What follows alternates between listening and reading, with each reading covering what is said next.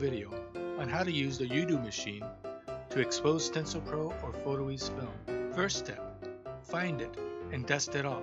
There you are. Now place your transparency directly on the glass. Words should be readable. I'm using our Earth Day elephant holding Earth image.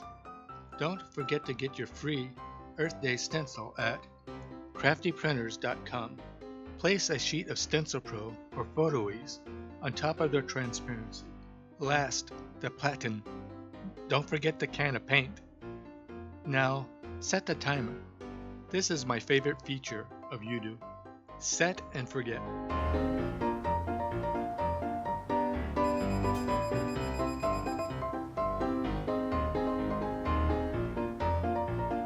One other thing, you get these areas in your stencil that look fuzzy and are hard to wash out, sometimes impossible. Well, in my case, I discovered a soft spot in the black felt at the exact same area. Yudu should have used low-density black foam instead of this rigid black felt. So, I'll add a sheet myself, 3/16 inch black foam fabric headliner. It helps to press the film evenly against the transparency and glass. This is called positive contact.